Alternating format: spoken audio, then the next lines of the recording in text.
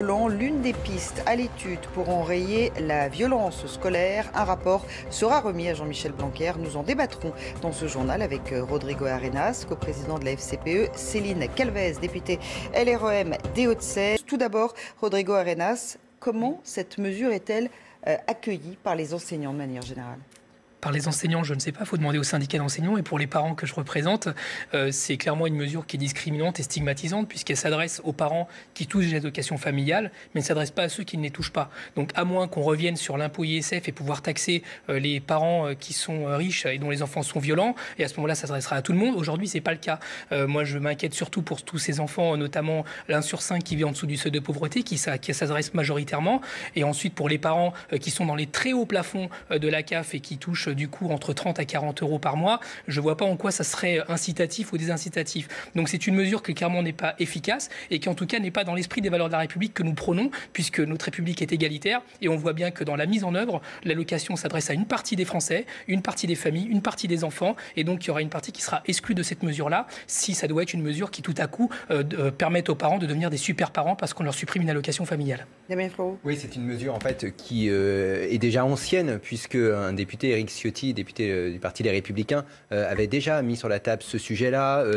Cette mesure avait été abrogée sous le quinquennat de François Hollande, et c'est une mesure qui revient en fait finalement, je dirais tristement, à chaque fait divers. Et là, c'est une réponse de Jean-Michel Blanquer, même s'il ne la confirme pas. Vous parlez de cet élève qui avait braqué un enseignant ce fait divers à Créteil.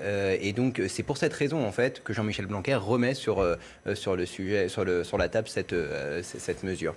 Céline Calvez, je rappelle que vous êtes députée de la majorité, députée des Hauts-de-Seine. Cette mesure, c'est une bonne piste pour endiguer la violence scolaire. Est-ce qu'elle ne va pas justement susciter des injustices, comme le disait à l'instant Rodrigo Arenas ? En fait, ce que vous pointez, c'est la lutte contre les violences scolaires. Et en fait, cette mesure, elle n'a pas été apportée par Jean-Michel Blanquer, elle a été apportée par Le Parisien, hier soir, dans le débat. En fait, on a présenté déjà au mois d'octobre 2018 un plan de lutte contre ces violences. Ces violences, c'est notamment le braquage, mais c'est aussi les dégradations qu'il y a eu au mois de décembre dans de nombreux lycées. Et pour ça, il va falloir prendre plusieurs aspects.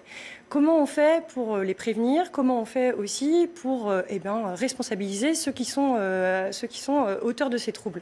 Responsabiliser les parents qui touchent des allocations familiales. Est-ce que c'est une piste? C'est une peut-être des nombreuses pistes qui sont étudiées dans le rapport. Est-ce que le rapport qui sera remis par ces 4 personnes qui font le groupe de travail, est-ce qu'ils préconiseront ça?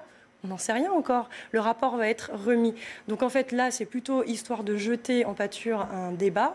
Le débat, on peut l'avoir. Moi, je reviendrai sur la notion de responsabilisation.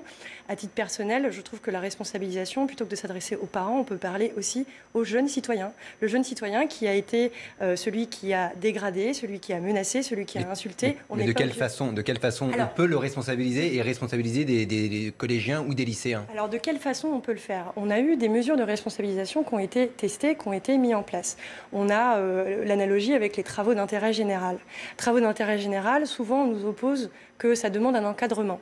Sauf que soit on est capable de pouvoir investir dans un encadrement. Moi, je pense que de s'adresser directement aux élèves, c'est plutôt bon. Mais il faut étudier toutes les sources. L'idée, c'est pas d'aller prendre qu'une seule mesure, puisque l'ensemble de notre plan, il doit être cohérent. Il doit s'adresser non seulement à la sécurisation des abords des établissements, à comment on gère le cas des poly-exclus, c'est-à-dire les éléments qui sont fauteurs de troubles, mais qu'on ne doit pas laisser tomber. C'est-à-dire que souvent, on va balader d'un établissement à un autre un élève, mais sans trouver les réponses. Eh bien, nous, on doit aussi prendre ça en compte. Donc, je trouve que la suppression des allocations, ça doit être simplement une occasion pour pouvoir parler de tout ce qu'on peut faire pour lutter contre les violences scolaires, très bien. Mais ce n'est pas une mesure qui a été reconnue officiellement par le gouvernement. Ce n'est pas une mesure qui sera sans doute, je ne sais pas, dans le rapport qui lui sera présenté. C'est une mesure sur laquelle ont pu déjà s'exprimer.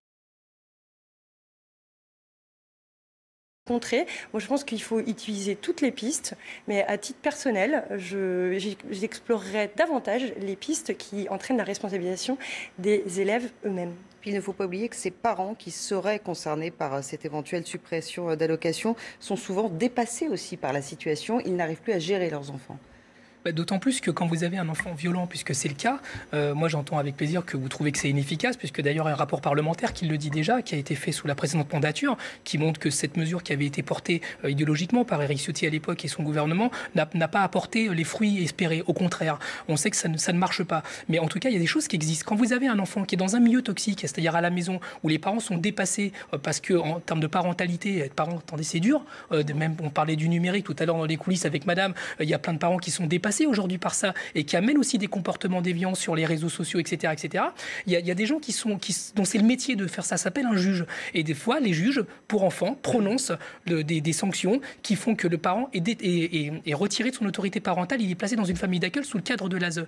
Donc aujourd'hui, qu'est-ce qui manque? C'est le personnel humain pour encadrer tout ça. Parce que je tiens à rappeler quand même qu'il y a quelques mois, au tribunal de Bobigny, il y a les juges pour enfants avec le personnel qui sont censés mettre en œuvre l'accompagnement éducatif de ces enfants-là. On me dit qu'ils n'avaient pas assez de moyens humains, ils ont fait une grève pour ça. Donc à un moment donné, il faut arrêter de répondre à l'émotion, au buzz sur les réseaux sociaux, à l'opinion publique, en jetant en pâture une idée qui ne sert à rien, parce qu'on s'éloigne du sujet central, c'est-à-dire l'enfant. Alors comment est-ce qu'on fait quand un enfant devient violent? Qu'est-ce qui s'est passé avant? Et nous, on a une réponse pour ça en tant que fédération, parce que ça marche. Ça s'appelle la coéducation. C'est-à-dire...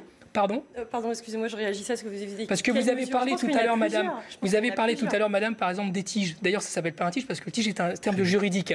Dans les cas, ça s'appelle autrement. Voilà, c'est une analogie. En tout cas, ce qui est sûr, c'est exactement. Mais ça, c'est une mesure judiciaire qui est prise par un tribunal et par un juge dont c'est le métier. Un enseignant n'est pas un juge. Mesure de responsabilisation. Voilà. Donc, au-delà du débat sémantique, mais qui dit aussi des choses, c'est que quand vous mettez en place ce type d'accompagnement, par exemple, pour un élève qui dégrade un établissement, ça induit que l'école aurait un nouveau rôle. Ça veut dire que le parent doit comprendre la sanction, que l'élève doit comprendre la sanction et qu'il doit y avoir un accompagnement d'adulte par rapport à un acte éducatif.